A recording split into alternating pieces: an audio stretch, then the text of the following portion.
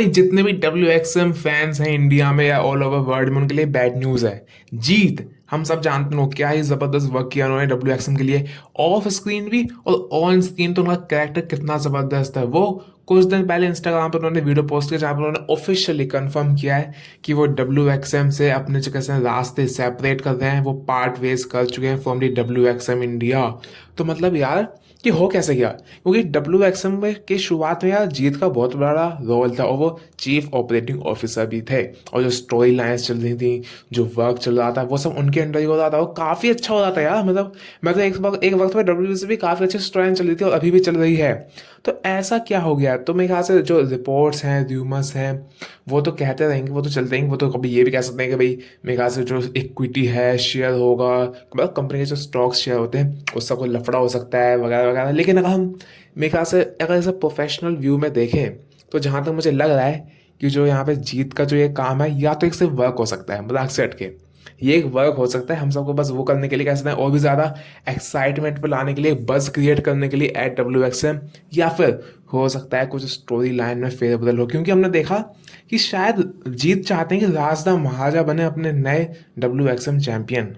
और शायद अथॉरिटी चाहती है कि वो स्काइलर हो या फिर कोई फॉरेन बंदा हो। मेरे ख्याल से ऐसे ही हो सकता है कि भाई वो नहीं चाहते राजदा महाराजा जीते, क्योंकि वो एक तो भाई कोई यंग स्टार नहीं है। राजदा महाराजा भी जिंदा महाल यंग स्टार चाहिए, या फिर स्काइलर को जिताना चाहते हैं। तो मेरे ख्याल से ये मेरे ख्याल से कुछ शायद इशू हुआ क्रिएटिव, और ये बात रिस्पेक्ट पे आ गई होगी अपने जीत महाराजा की। तो मतलब शायद उन्होंने इस वजह से रिजाइन कर दिया कंपनी से। लेकिन जो भी हो, ये काफ़ी बड़ा लॉस है WXM के लिए, काफ़ी बड़ा लॉस है। भले ही CEO रिजाइन कर देते, ऋषि रिजाइन कर सकते थे या कोई और रिजाइन कर देता, लेकिन जीत जो कि घुसे हैं प्रोफेशनल रेसलिंग में, जो कि उन्होंने खुद ही फील किया कि टैलेंट कैसा फील करते हैं। मतलब आप ये समझ लो वो ट्रिपल एच टाइप है। मतलब वैसा ट्रिपल एच नहीं जैसा अभी ट्रिपल एच काम करते हैं, लेकिन अगर हम जैसा चाहते हैं एक ट्रिपल एच कैसा काम करे WWE में, वैसा ही यहाँ पे जीत काम कर रहे थे। लेकिन जो भी हुआ है काफ़ी सैड है। होपफुली WXM के लिए सिर्फ एक वर्क ही हो, लेकिन अगर वर्क नहीं है तो काफ़ी बड़ी या कह सकते हैं प्रॉब्लम में आ सकती है WXM क्रिएटिवली वाइज। तो आप कमेंट्स में बताओ क्या आपका ओपिनियन है इस चीज़ में।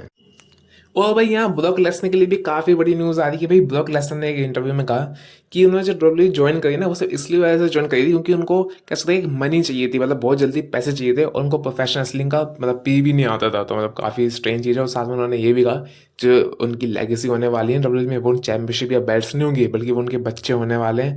मतलब बच्चे तो हैं उनके। साथ में उन्होंने ये भी कहा कि वो डब्ल्यू में काफ़ी शॉर्ट पीरियड ऑफ टर्म के लिए ही आई हैं, और ये मेरे ख्याल से फैंस का सपोर्ट है जिनको वापस खींच लाया। तो मतलब ब्रॉक लेसनर कुछ 2-3 साल के लिए नहीं आया, मे बी मेरे ख्याल से यही उनका आखिरी साल होने वाला है, या मैक्सिमम अगले ही साल तक ही होंगे WWE में ब्रॉक लेसनर। और मेरे ख्याल से जेन्युइन भी है। बट 48 ईयर्स का अराउंड हो चुका है और मतलब ताकत तो है ब्रॉक लेसनर में, लेकिन करने को कुछ ज़्यादा बचा नहीं है ब्रॉक लेसनर करियर में अभी के लिए। तो मेरे ख्याल से यही चीज़ होने वाली है ब्रॉक लेसनर के लिए। साथ में स्मैकडाउन की रेटिंग्स भी आ गई हैं लास्ट स्मैकडाउन की। भाई ये स्मैकडाउन पिछले 7 महीने की सबसे हाईएस्ट रेटेड स्मैकडाउन है। मतलब लिटरली स्मैकडाउन का ये हाल है अभी 7 महीनों में सबसे हाईएस्ट रेटेड स्मैकडाउन आई है, जिसमें रैंडी ऑर्टन थे। तो मतलब यार भूल जाओ कोडी रोड्स।